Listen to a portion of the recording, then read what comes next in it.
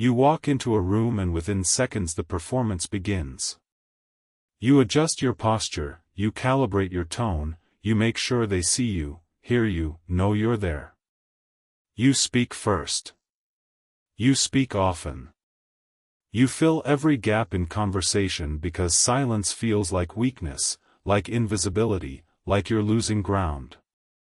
And here's the costly mistake most people make: they think power is about presence, about being the loudest, the most visible, the most memorable. But power isn't what you project. Power is what you withhold. That's the thesis. Say less. Reveal less. Need less.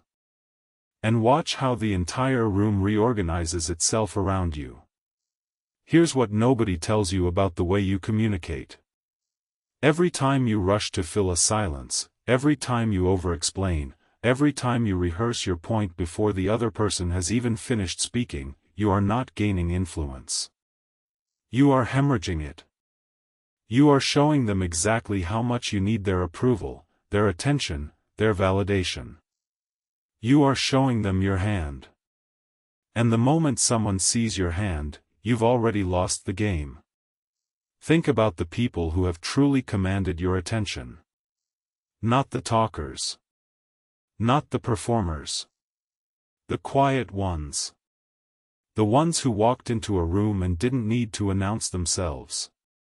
The ones who listened while everyone else competed for airtime.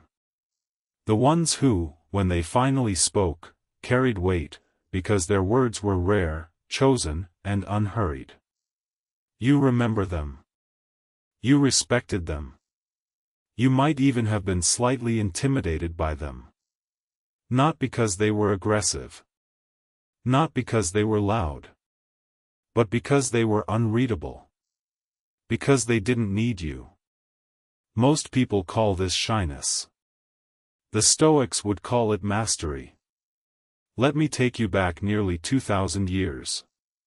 Marcus Aurelius is ruling the Roman Empire, the most powerful position any human being could occupy. And what does he do with that power?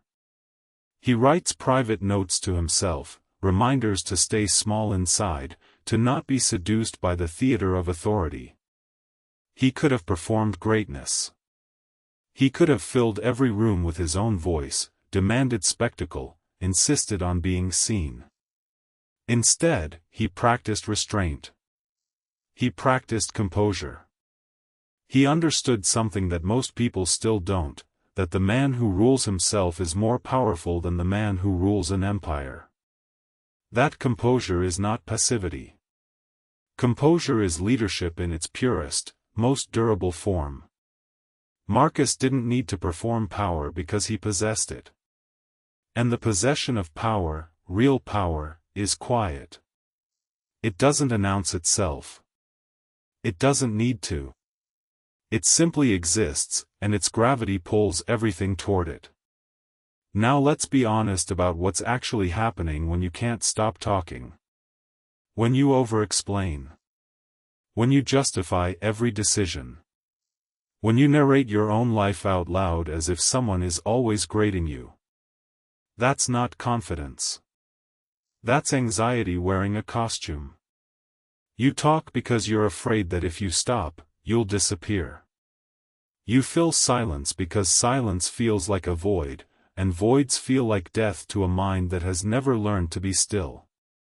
But here's the truth nobody wants to say out loud: the void is where your power lives. Silence is not empty. Silence is full. It's full of possibility, of tension, of the other person's projections and fears and assumptions. When you speak less, you become a screen onto which others project their own stories. They fill in the gaps. They wonder what you're thinking. They start to work harder to read you, to understand you, to earn your approval. You become mysterious not because you're playing a game but because you are genuinely self-contained. And self-containment is the most magnetic force in any room. Let me give you something concrete. The next time someone says something that triggers you, something provocative, something insulting, something that makes your pulse quicken and your jaw tighten, do not respond. Not yet. Pause. Let the impulse to react rise in your chest. Feel it. Don't fight it, don't suppress it, just watch it. And then let it dissolve. Wait until the urgency passes, until the heat cools, until the need to defend yourself or assert yourself or prove your point no longer feels like life or death. Then, if you still need to speak, speak. But you'll find, more often than not, that the thing you were about to say wasn't worth saying. It was just a reflex. A discharge of nervous energy. Not a thought. Not a position. Just noise. This is the practice. This is the discipline. Pausing until the impulse to fill silence dissolves. It sounds simple. It is agonizing. Because your whole life, you've been trained to react. Trained to respond immediately to every message, every comment, every provocation. Trained to have an opinion about everything, to weigh in on everything, to make sure your voice is added to the pile. You've been trained to believe that silence is consent, that not speaking means you don't care, that if you're not talking, you're not participating. But the Stoics understood that the man who cannot hold his tongue cannot hold his ground. The man who cannot endure silence cannot endure himself. And that's what this is really about. Enduring yourself. Sitting with yourself in the quiet without reaching for the phone, without reaching for the next word, without reaching for the next performance. Can you do that? Can you sit in a room with another human being and let the silence stretch until it becomes uncomfortable, and then let it stretch further, and then further still, until they break before you do? Can you hold that space? Can you become the calm center that everything else orbits around? That's what stillness means. Not the absence of movement. The presence of control. Think of stillness as having 3 layers. The first is the mind. A still mind is not an empty mind. It's a mind that has stopped chasing. It's a mind that no longer spirals into rehearsed arguments, imagined confrontations, future anxieties. It's a mind that is here. Now. In this moment. In this room. With this person. Not somewhere else, replaying what happened yesterday or pre-living what might happen tomorrow. A still mind is anchored. And an anchored mind is immovable. The second layer is the spirit. Stillness of spirit means your sense of self is not up for negotiation. You don't need the room to validate you. You don't need the conversation to confirm your worth. You are not performing for applause. You are not adjusting who you are based on who's watching. Your spirit is settled. It knows what it is. It doesn't flinch when someone disagrees, doesn't collapse when someone criticizes, doesn't inflate when someone praises. It stays level. It stays whole. The third layer is the body. Your body betrays you long before your words do. The fidgeting. The shifting weight. The nervous laugh. The eyes that dart. The hands that can't stay still. The voice that rises in pitch when you feel threatened. These are all signals. Signals that you're not in control. Signals that the situation is running you, not the other way around. A still body is a body that has nothing to prove. It moves slowly. It breathes deeply. It occupies space without apologizing for it. It doesn't perform confidence. It simply is confident, and the difference is unmistakable. When all 3 are aligned, mind, spirit, body, you become something that most people will never be, unreadable. And being unreadable is not about being cold or cruel or manipulative. Being unreadable is about being self-possessed. It means you are not leaking. You are not giving away pieces of yourself with every gesture, every word, every nervous tick. You are whole. You are contained. You are complete. And here's the paradox. The more complete you are, the more people are drawn to you. The less you need from them, the more they want to give you. The less you speak, the more weight your words carry.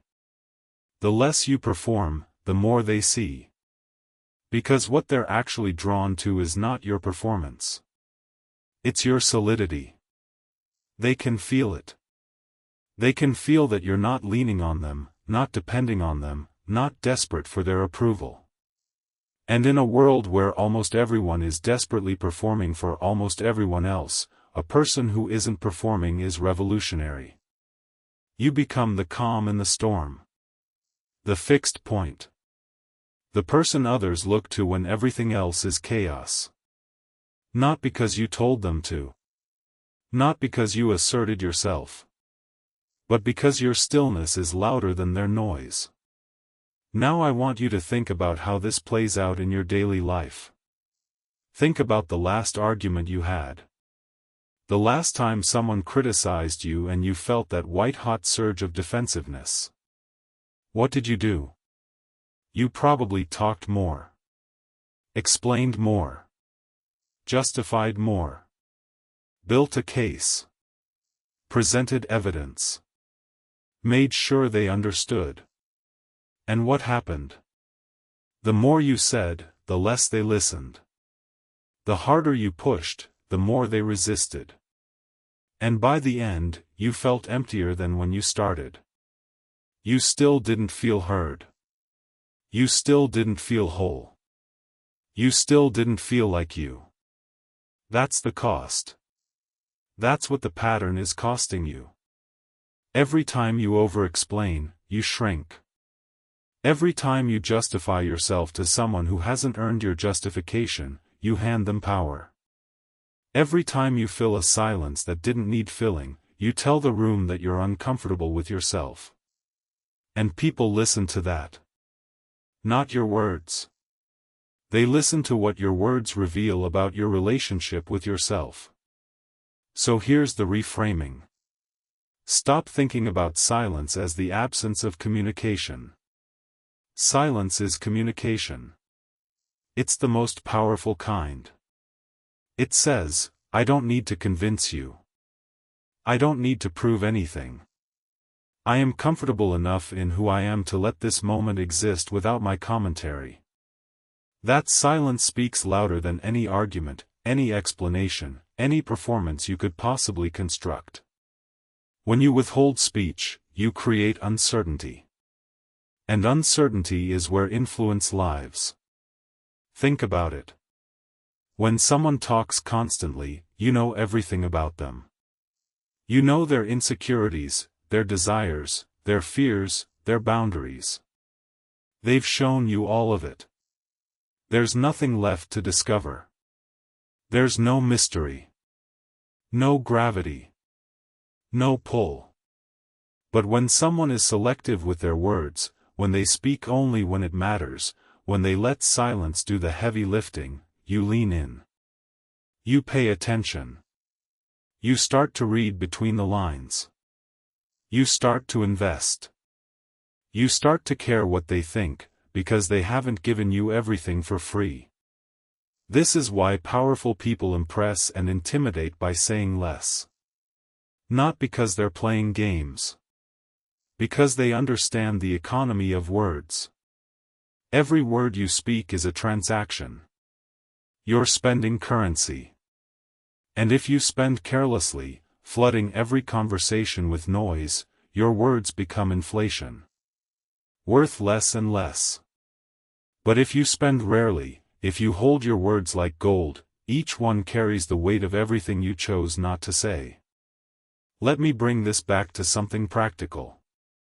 Something you can start doing today. In your next conversation, try this. When someone asks you a question, pause before you answer. Not a dramatic pause. Not a theatrical pause. Just a breath. One full breath where you actually consider what you want to say before you say it. You'll be amazed at how often the thing you were going to say was not the thing you actually meant. It was just the first thing that came to mind. A reflex. A habit. A default setting that you've been running on autopilot for years. And when someone makes a statement you disagree with, try this. Don't immediately counter. Don't immediately defend. Just sit with it. Let it exist in the space between you. Nod, maybe. Or just hold their gaze. Let them sit in the uncertainty of not knowing what you think. You'll watch something fascinating happen. They'll start to backtrack. They'll start to elaborate. They'll start to reveal more than they intended. Not because you manipulated them. Because your silence gave them nowhere to hide. Your composure created a space where their own discomfort surfaced. And in that space, you learned everything you needed to know without saying a word. This is the practice of letting others reveal themselves while you remain still. Not as a tactic. Not as manipulation. As self-possession. You're not trying to trap them. You're simply not rushing to fill the space with your own noise. And in the absence of your noise, their truth comes out. Every time. Now I want to talk about something deeper. Because this isn't just about conversations. This is about who you are when no one is watching. And the truth is, most people can't be alone with themselves. That's why they talk so much. That's why they fill every silence. That's why they reach for the phone, the podcast, the music, the conversation, the argument, the drama. Anything to avoid the terrifying quiet of being alone with their own mind. Anything to avoid the questions that surface when the noise stops. The Stoics knew this. Epictetus would tell his students that the first step toward freedom is to stop being a slave to your impulses. To your need to speak. To your need to react. To your need to be seen. He understood that a man who cannot endure silence is a man in chains. The chains just look like conversation, like social media, like constant activity. They feel like engagement, like participation, like living fully. But they're chains. Because they keep you from yourself. And here's what's really at stake. If you never learn to be still, you will spend your entire life being shaped by other people's energy. You will absorb their moods, their opinions, their anxieties, and you will mistake them for your own. You will react to their reactions. You will perform for their approval. You will adjust to their expectations. And slowly, without realizing it, you will disappear. You will become a composite of everyone else's projections, and the person you actually are, the person beneath all the noise, will never surface. Because you never gave it the silence it needed to emerge. That's the real cost of constant speech. Not just lost influence. Lost self. But when you cultivate stillness, when you learn to sit in silence without reaching for the next word, the next distraction, the next performance, something starts to happen. The noise settles. The sediment drops to the bottom of the river. And the water becomes clear. You start to hear your own voice. Not the voice you perform with. The real one. The quiet one underneath. The one that knows what it actually wants, what it actually believes, what it actually values. That voice has been there the whole time. You just never gave it enough space to speak. And here's the beautiful irony. When you finally hear that voice, you start to need less. You need less validation. You need less attention. You need less approval. Because you've found something more durable than any of those things. You've found yourself. And yourself is enough. Not in some affirmation poster way. In a bone-deep, unshakable, lived way. The way a mountain is enough. It doesn't need you to notice it. It just stands there. And somehow, that's exactly why you can't stop looking at it. That's what you become when you master silence. A mountain. Immovable. Unbothered. Present. Not performing presence. Being present. And everyone in the valley below looks up, not because you called them, but because stillness is the most magnetic thing in the world. Let me bring this back to Marcus Aurelius one more time. Here's a man who had absolute power. He could have said anything, done anything, been anything. The entire known world was his stage. And yet, in his private writings, the notes that were never meant for publication, what does he keep returning to? Restraint. Composure. The discipline of not being inflated by power. The practice of remaining inwardly simple, inwardly still, regardless of the chaos outside. He understood that the empire didn't need his performance. It needed his steadiness. His composure. His refusal to be swept up in the theater of his own importance. And that's what every room you walk into needs from you. Not your performance. Your steadiness. Your refusal to be swept up. Your willingness to let silence exist. Your ability to hold space without filling it. Your capacity to be powerful without announcing it. Because here's the thing about power. Real power doesn't need to announce itself. Real power doesn't need to be understood. Real power doesn't need to be validated. Real power simply is. And everyone around it feels it, senses it, orbits it. Without a single word being spoken. So the next time you walk into a room and feel the pull to perform, to speak first, to make sure they know you're there, stop. Breathe. Let the silence hold you. Let it hold the room. Let it hold everyone in it. And watch what happens. Watch how the energy shifts. Watch how people orient toward you without you doing a thing. Watch how the loudest person in the room slowly becomes the least interesting, and the quietest becomes the most compelling. That's power without words.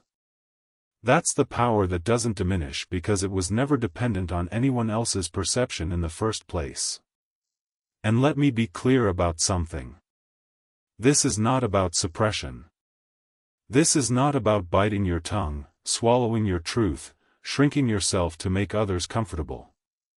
That's not silence. That's cowardice wearing a mask.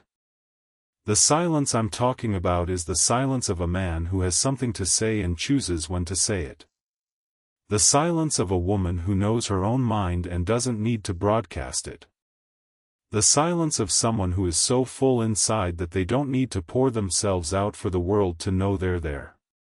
There's a difference between being quiet because you're afraid and being quiet because you're anchored. One is a deficit. The other is a discipline. And the discipline of silence is perhaps the hardest discipline there is, because it asks you to trust that you are enough without proving it. It asks you to believe that your presence matters even when you're not performing. It asks you to have faith in something no one can see, your own inner stillness, and to let that be enough. That's the practice. That's the path. Not a technique. Not a trick. Not a power move in the transactional sense. A way of being. A way of moving through the world that says, I am here. I am whole. I do not need to fill this moment with noise for it to matter. I do not need to speak for you to feel me. I do not need to perform for you to respect me. And when you live that way, something shifts. Not just in how others see you. In how you see yourself. You stop being a person who needs external proof of your own existence. You stop reaching outside yourself for confirmation that you matter. You stop treating every conversation as a stage and every silence as a threat. You start to feel solid. Grounded. Real. Like bedrock. Like something that was here before the conversation started and will be here long after it ends. That's what the Stoics were after. Not clever techniques for dominating social interactions. Not rhetorical tricks for gaining the upper hand. Something much deeper. The cultivation of an inner fortress so complete, so self-sustaining, that the world's noise simply bounces off it. A stillness so profound that it becomes a kind of gravity. A quiet so confident that it becomes a kind of roar.